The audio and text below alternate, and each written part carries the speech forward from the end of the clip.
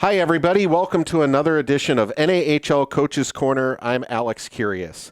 Today, we are pleased to be joined by the head coach of the Austin Bruins, Steve Howard. Steve, thank you so much for joining us today. Thanks for having me, Alex. Absolutely. Well, needless to say, the last 3 months has been something that nobody's ever had to deal with. And I'm wondering, from a hockey perspective, from a personal perspective, what's kind of been your attitude and take us through the last 3 months with you and your team. Yeah, we were getting down to it. There's only a few weeks left of the season, and it was a big playoff race. I think our division was pretty packed up as far as the points go, and anything could have happened. I think when in playoffs, and they usually do. We were just trying to focus on getting some points and winning games and staying that playoff hunt. And I talked to Minot. I believe it was that Thursday. They were on the way here, and they had just stopped to grab a bite to eat in Fargo. And unfortunately, right after that, we decided to cancel the games on the weekend. And I told the guys, let's just hang tight here and stay close. And we skated over the weekend a couple of times, and then on Monday we decided to send the players home. And sure enough, Tuesday I think we ended up canceling the season. So it was tough because we didn't get the closure I thought with a lot of the players. They normally get with exit meetings and things like that. We had to do them all over the phone, and that was before I learned to Zoom, so I wasn't able to do this. But I made a lot of phone calls, and it was tough to say goodbye to our 20-year-olds and not give them that send off of shaking a hand or giving them a big hug for especially the players that have spent 3 years of their lives playing here in Austin. So it was a tough deal to go through, but we were all pretty optimistic. We were hoping we were going to be able to pick the season back up in a few weeks, and as we started to see that it probably wasn't likely it was going to happen, and we had to start refocusing on next year and getting plans ready, and just for us it's a thing that we just want to make sure that we have a hockey season next year, and we had to act accordingly. We still are, and I want to stress the fact that for the players that are coming in, like our intent is to still have everything operate as per usual, and we want to get everything back together, and our fans are definitely excited to come back into Riverside Arena and watch some more hockey. So that's where things are at with us and our staff and our organization. Middle of June right now. Let's talk about the situation there in Austin, Minnesota. As you know, Steve, there's a lot of different communities out there in the North American Hockey League. Most of them like Austin, with a passionate fan base, a really nice arena, a small, tight-knit community. Talk about the situation as it stands right now there in southern Minnesota and Austin. Yeah, it's tough here. We've had to change a few things up as far as camps and pre-drafts and futures camps. We had a total of 5 camps here in the state of Minnesota, and we truly are the state of hockey. I think we probably have the most junior hockey teams under the USA Hockey umbrella between the NA and the NAHL or NA3HL. And with that said, it's tough. We have to have our camps. We have to have tryouts. It's a big deal for the community of Austin, as well as St. Cloud, Cloquet, even the Magicians up in Ridgefield. Like, our towns need these camps because we did some quick math, and honestly, we probably bring in over $300,000 to the community, small businesses, hotels, restaurants, things like that. So not to have these camps have been or have the guidelines open up to allow us to play the games has been tough. It's one thing if it's the same across the board, but it's not. And I really want Governor Walz, to understand that we understand where he's coming from, but if we got to cross state lines to have our camps, we have to do it. And I'd like to bring that amount of money into our community and help some of these small businesses that have been locked up for however many days and months. We want to get things revived here, and we really reaching out. I know there's a petition going around trying to get hockey guidelines to open back up here, and I'll be honest with you, I was scared at one point to go out in public. I was carrying sanitizer wipes with me everywhere and things like that. But at this point, I don't want to get the flu either, but I don't want to get COVID-19 and the coronavirus, but I'm not scared to go out in public right now. And I think, everybody's got to make their choice. If you do want to stay in, stay in. If, you are going to attend one of our camps, which we're full on our camps, we got to have them. You're more than welcome to choose for a refund, but hopefully you're going to come to camp and go forward like the rest of us. And I think our money that we've raised for trying to find a vaccine and some solutions to this, I think some of that money is better well spent as well with the elderly. Help them out. Let's make sure that they're secure and safe, and we do things for them. But as far as us in a small business in this community, we want to move forward. We want to obviously not spread the disease per se, but we understand that there's things out there now that you can do to cure it. I know a lot of people that have had it and they've gotten past it already. We just found out our team photographer got it over the weekend, and she's just got some small symptoms, but I don't want to see anybody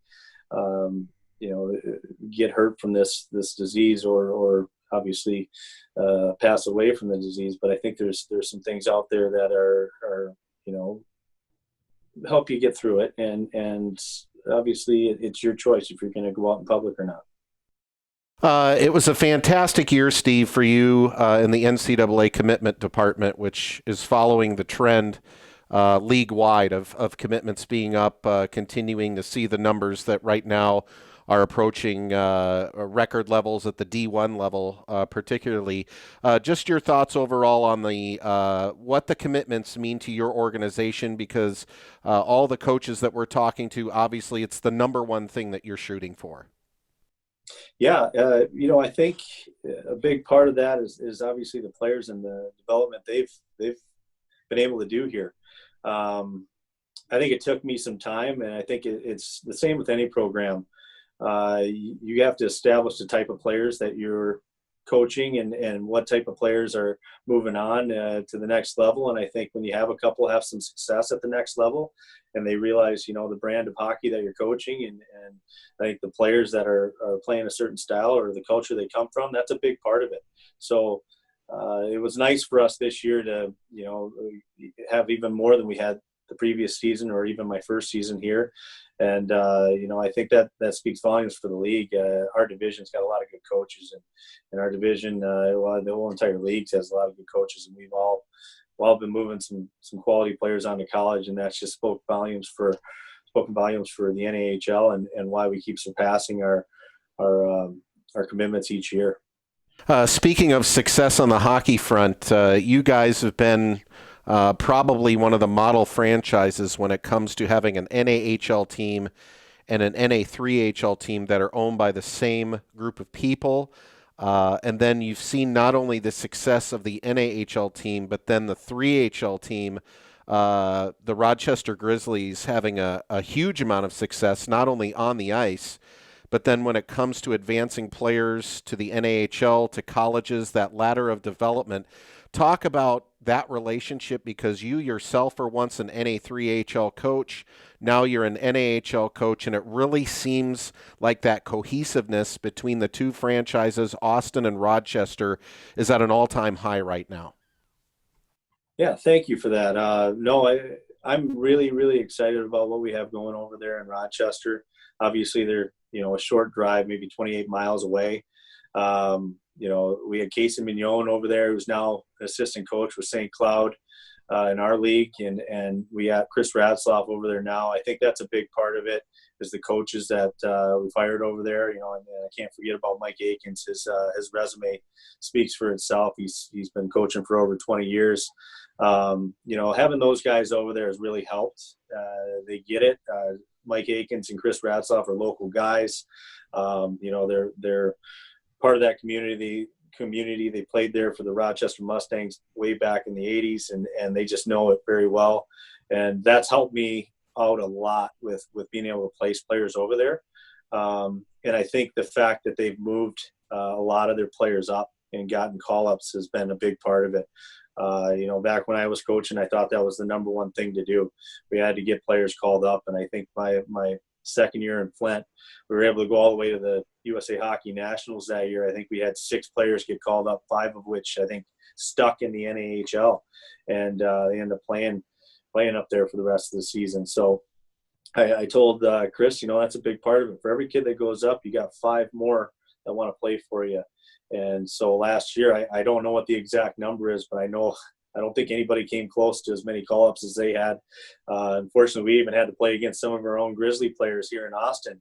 When they came to town, maybe somebody got sick or whatnot, and we'd start warm-up and find out one of the players got called up by the other team. So he's done a great job of promoting those players, and I hope that's one of the big destinations in the NA3HL for a kid to want to play, and we're going to continue to utilize it. I believe we used 4 or 5 players last year alone, and we've had some kids go over there and play that tendered in the NA3HL and had success here the next year.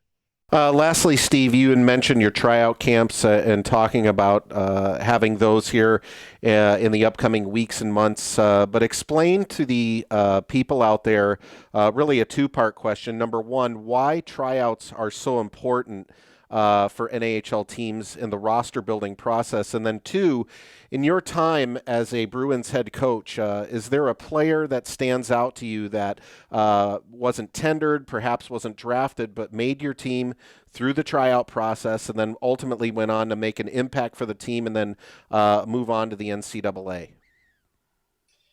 Yeah, I'll start with the first part. I think the tryout process, for us, it's a big deal because a lot of us don't get to get out and scout a whole lot. I mean, you got to think about the guys down in Texas or in the South Division period or some of these places where there's not a ton of high school hockey or AAA hockey being played close by. So the tryout process is the first time for us to get out and actually see some of the kids that maybe we didn't get a chance to go watch during the season or you can't see on hockey TV or whatnot. So getting these kids to come to camp and getting to see them firsthand and getting to see like what your scouts maybe have found for you is a big part of it. And, I think with the way we've structured our pre-draft camps now and doing with multiple teams, it's been a pretty big uptick as far as the talent pool goes, and a lot of kids are coming through there, and we've had a lot of kids get drafted just from those little camps alone.